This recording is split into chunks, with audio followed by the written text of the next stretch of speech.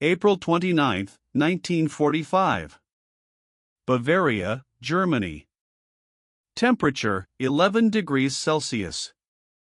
7 men stood at the gates of a German garrison compound unarmed, exhausted, wearing tattered British and Commonwealth uniforms.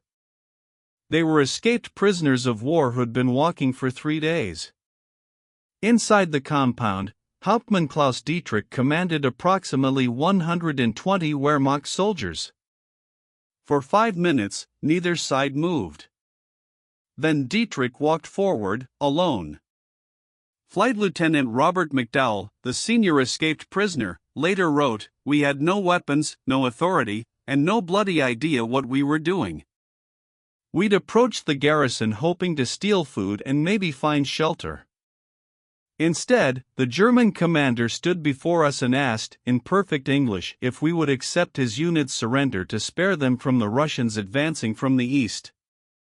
7 starving men, and they wanted to surrender to us." What happened next violated every convention of warfare yet made perfect sense in the chaos of Germany's final days. This is the story of how military discipline, desperation, and the peculiar logic of war's end created one of World War II's most unlikely surrenders, a German garrison yielding not to an advancing army, but to 7 escaped prisoners who represented nothing except the promise of Western Allied custody rather than Soviet capture. To understand this improbable surrender, we need to understand the state of Germany in late April 1945. The Third Reich was collapsing. Soviet forces were fighting in Berlin. American and British armies had crossed the Rhine and were sweeping across southern Germany. Between the advancing Allies lay thousands of isolated German units, cut off from higher command, receiving contradictory or no orders, watching their nation disintegrate. Many Wehrmacht soldiers, particularly those in southern Germany, faced a stark choice: surrender to Western Allies or wait for Soviet forces advancing from the east. German propaganda had spent years describing Soviet treatment of German prisoners. Much was exaggeration, but enough truth existed, particularly regarding SS troops and war criminals, that ordinary Wehrmacht soldiers desperately wanted to avoid Soviet captivity. They would surrender to Americans or British willingly, hoping for better treatment and eventual return home. Into this chaos stumbled escaped Allied prisoners of war. By April 1945, Germany held approximately 200,000 British and Commonwealth POWs and similar numbers of Americans. As Allied armies advanced, German authorities ordered evacuation of prison camps to prevent liberation. But the transportation network had collapsed. Many camps were simply abandoned. Prisoners found themselves free but hundreds of kilometers behind rapidly shifting front lines, in a country that was simultaneously surrendering and continuing to fight. The 7 men who would accept Hauptmann Dietrich's surrender had escaped from Stalag 7A at Moosburg, Bavaria's largest POW camp, 3 days before American forces liberated it. The 7 escapees represented a cross-section of British and Commonwealth forces. Flight Lieutenant Robert McDowell, age 28, from Manchester, bomber pilot shot down over Hamburg in 1943, 2 years in captivity. Flight Sergeant Thomas Kemp, navigator from McDowell's crew, 26, from London. Lieutenant James Rutherford, Royal Artillery, 24, captured at Dunkirk in 1945, years as POW. Sergeant Peter Mills, RAF Ground Crew, 23, from Edinburgh, captured in North Africa. Private Arthur Walsh, Australian Army, 29, captured in Greece in 1941. Corporal David Stevens, Canadian Army, 27, captured at Dieppe in 1942. Private Henry Coleman, South African Army, 25, captured in North Africa. None were combat infantry. None had training in accepting enemy surrenders. They were aircrew, artillery, support troops, trained for specific military roles that did not include negotiating capitulation of enemy forces. They'd escaped not through elaborate planning but through opportunity. On April 26, American artillery shelled Stalag 7A's perimeter. Guards fled. The prisoners simply walked out through damaged fences. Most headed toward Allied lines. McDowell's group, believing Americans were approaching from the west, headed southwest directly away from the advancing 14th Armored Division that would liberate Moosburg on April 29. They walked through countryside that was simultaneously battlefield and refugee camp. German military units retreated eastward, trying to avoid Americans and delay meeting Soviets. German civilian refugees fled westward, hoping to reach Allied protection before Soviet forces arrived. On April 28, the 7 men were desperately hungry. They'd found no food for 2 days. Water was available from streams, but they had nothing to eat. That evening, they approached a small farm hoping to beg or steal food. The farmer, an elderly man whose sons were somewhere on the Eastern Front, gave them bread and milk, then warned them. A Wehrmacht garrison was 2 kilometers away. The soldiers there were nervous, the farmer said. Some wanted to fight to the end. Others wanted to surrender before the Russians came. Avoid them, he advised. They don't know what they want to do. McDowell and his group debated options. They could avoid the garrison as advised. But they were exhausted, hungry, and uncertain where Allied lines actually were.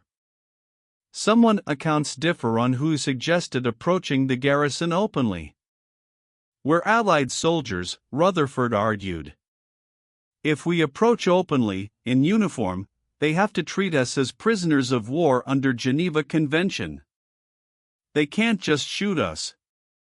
This was technically correct but ignored the reality that Geneva Convention observance was inconsistent in war's chaotic final days. Nevertheless, the group decided. On April 29 at dawn, they walked down the road toward the garrison compound, openly, wearing their tattered uniforms, unarmed. They expected to be captured again, but at least they'd be fed.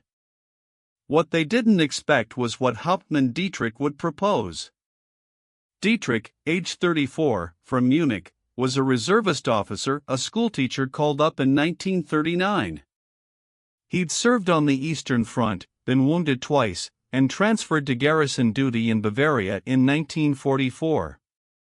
His command was a composite unit, older soldiers unfit for frontline service, young conscripts awaiting assignment, walking wounded recovering from Eastern Front injuries. By April 29, 1945, Hauptmann Dietrich knew the war was lost. Radio communications were sporadic. The last coherent orders received days earlier instructed all units to continue resistance. But Dietrich could see American forces were perhaps 20 kilometers west and Soviet forces approximately 60 kilometers east, both advancing steadily. His garrison had adequate ammunition but limited food. Most critically, his soldiers were terrified of Soviet capture. Desertion was increasing. Each night, several men would disappear, heading west toward American lines. Dietrich faced an impossible situation. If he ordered surrender and contacted Americans, SS units still operating in the area might execute him for defeatism. Heinrich Himmler had ordered summary execution of any officer who surrendered without fighting to the last. If he waited for Americans to arrive and resisted, people would die needlessly in a battle that changed nothing. If he simply abandoned his post, his soldiers would become irregular combatants, legally subject to execution as franc-tireurs rather than proper soldiers entitled to POW protections. He needed to surrender his unit formally, as an organized military force, to ensure proper POW treatment. But contacting American forces carried risks: SS patrols, zealous Nazi officials, the unpredictability of fluid front lines. Then 7 British and Commonwealth prisoners walked up to his gate, wearing uniforms that identified them as proper military personnel of nations his unit could legitimately surrender to. It was, in its own way, perfect. Hauptmann Dietrich made a decision that probably saved lives but violated every military regulation. He would surrender his garrison to 7 unarmed escaped prisoners. When the 7 prisoners approached the garrison gate, they were immediately surrounded by German soldiers with weapons ready. McDowell raised his hands and called out in English, "Royal Air Force. We are escaped prisoners of war." The guards understood enough English or recognized the uniforms to hold fire. An officer was summoned. Then another. Finally, Hauptmann Dietrich arrived. What happened next was described by multiple witnesses who survived to tell the story. Dietrich looked at the 7 exhausted men. He spoke in English learned during a year studying in Britain before the war. "You are escaped prisoners?" "Yes, sir. From Stalag 7A at Moosburg. We've been walking for 3 days." Dietrich nodded slowly. Then he asked the question that changed everything: "Are you willing to accept military surrender?" McDowell was stunned. "I'm sorry, what?" Dietrich explained, carefully. His garrison wanted to surrender to Western Allied forces rather than wait for Soviet forces.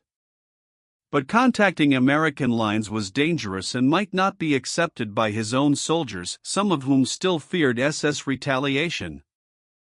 However, if 7 Allied soldiers were present as representatives of British and Commonwealth forces, and if those soldiers accepted formal military surrender, then his unit could legitimately claim to have capitulated to proper Allied authority.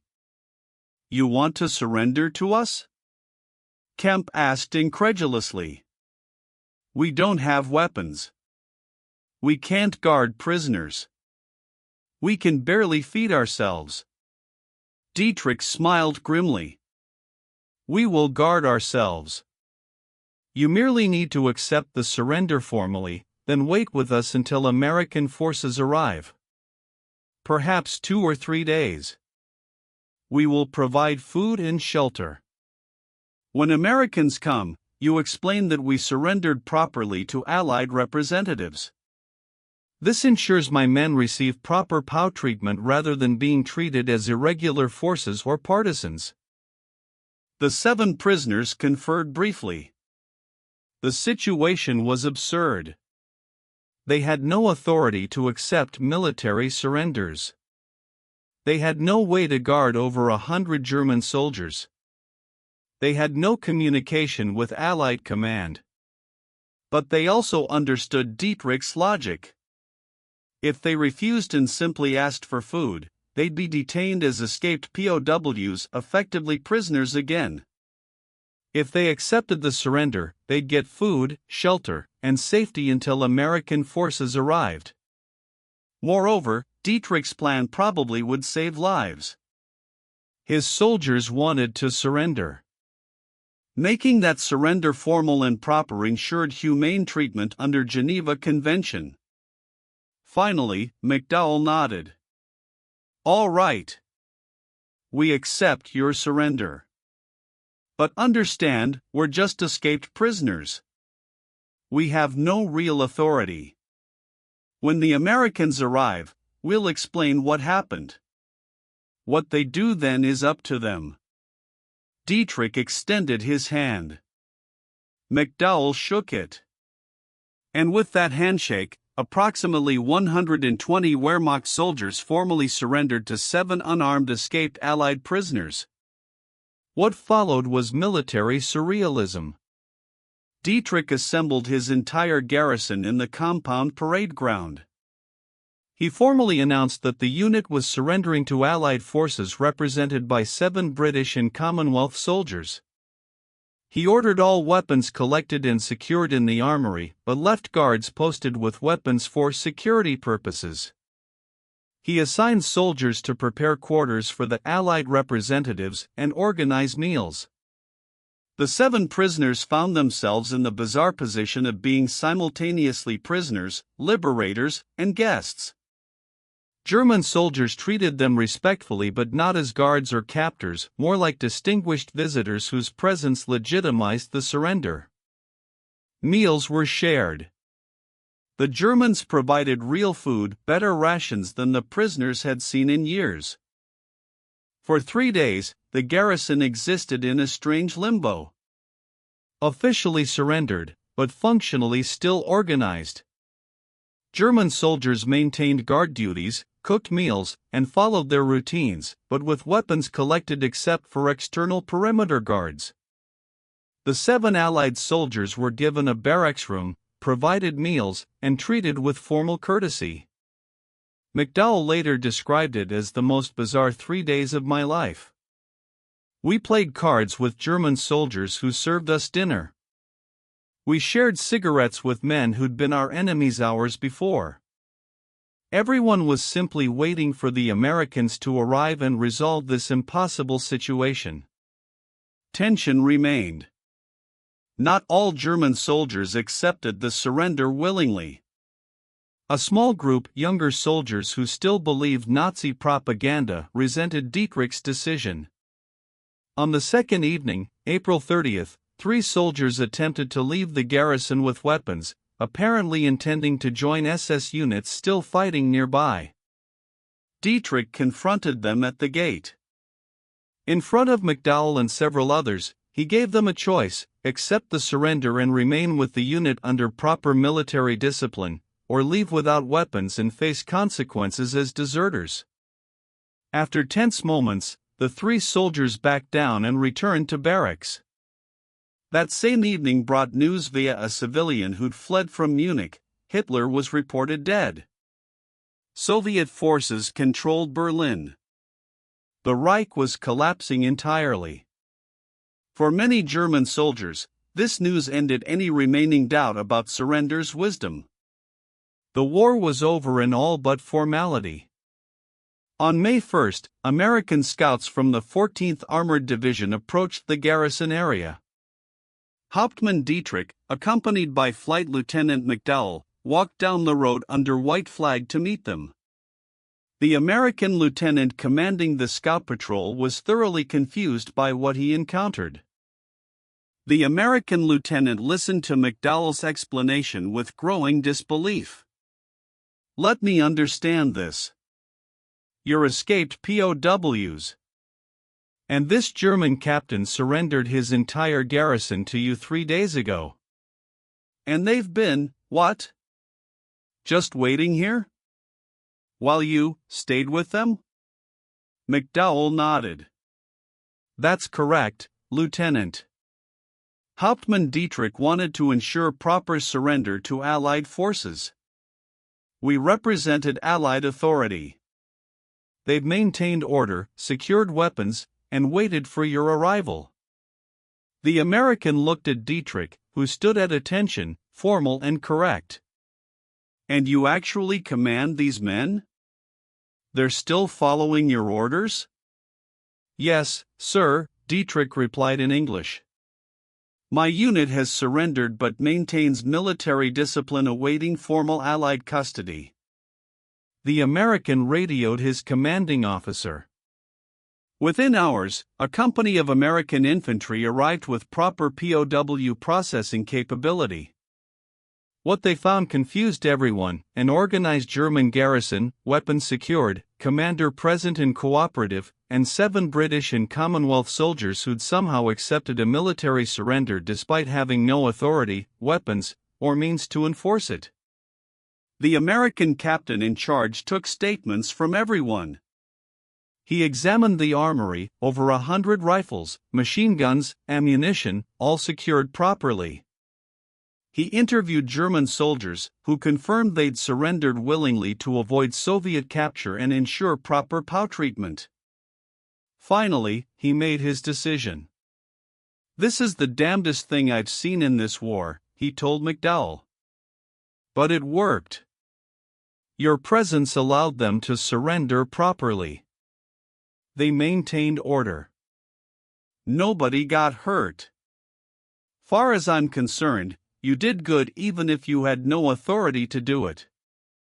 Hauptmann Dietrich and his men were formally taken into American custody as prisoners of war. They were processed, documented, and sent to POW camps. The 7 escaped prisoners were debriefed extensively by American intelligence officers who wanted to understand every detail of the unusual surrender. McDowell's account was thorough and honest. They'd had no authority, no plan, and barely understood what they were doing. They'd simply responded to an impossible situation with pragmatic cooperation that happened to work.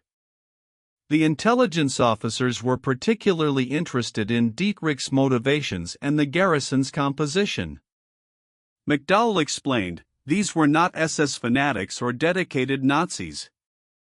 They were ordinary soldiers, many older, some very young, some recovering from wounds, who simply wanted to survive the war's end. Dietrich had provided them a way to surrender properly and ensure humane treatment. Was there any coercion? An officer asked.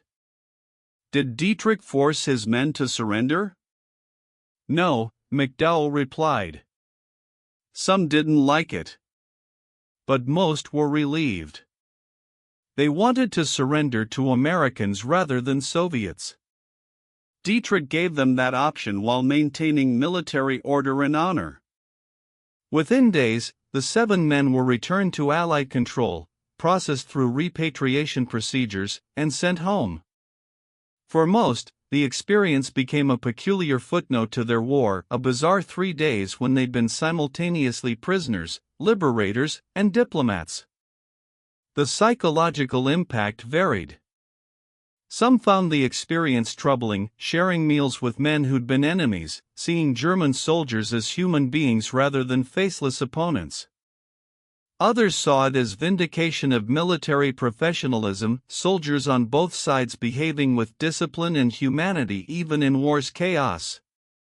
James Rutherford, who'd spent 5 years as a POW after Dunkirk, reflected, those 3 days taught me something I hadn't learned in 5 years of captivity.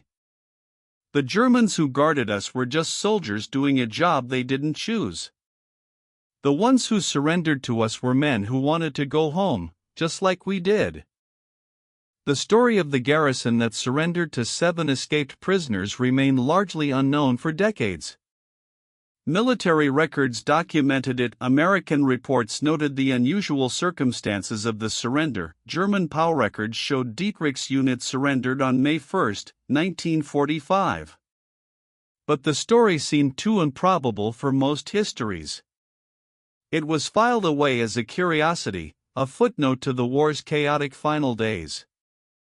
Hauptmann Klaus Dietrich survived the war. He spent 18 months in American POW camps, was released in late 1946, and returned to Munich. He resumed teaching, spending decades educating German students about history, including, eventually, his own war experience. In interviews late in life, he explained his decision: I had a responsibility to my soldiers. The war was lost.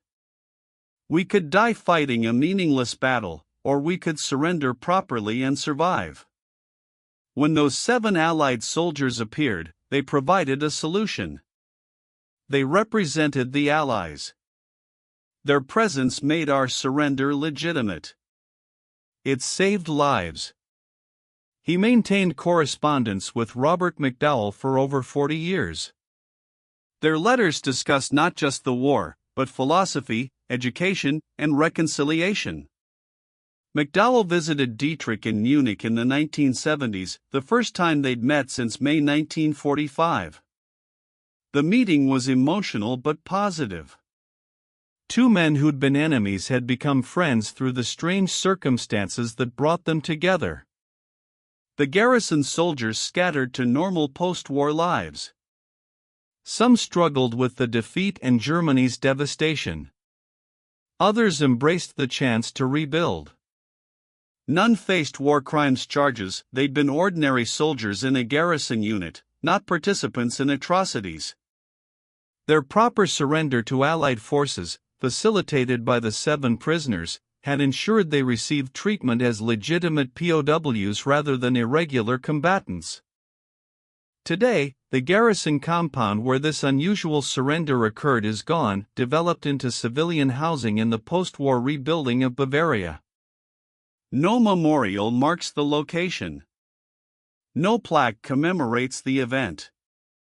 Yet the story endures in military archives and the memoirs of participants, a reminder that war's chaos can create moments of unexpected humanity. The surrender of a German garrison to 7 escaped prisoners violated every military convention. The prisoners had no authority to accept surrenders. The German commander had no authorization to surrender without fighting. By strict military law, both sides broke regulations. Yet their pragmatic cooperation probably saved lives. Instead of a pointless battle between the garrison and advancing American forces, both sides chose peaceful surrender. Instead of German soldiers being treated as irregular combatants or deserters, they received proper POW treatment. Instead of 7 escaped prisoners wandering hostile territory, they found temporary safety and support.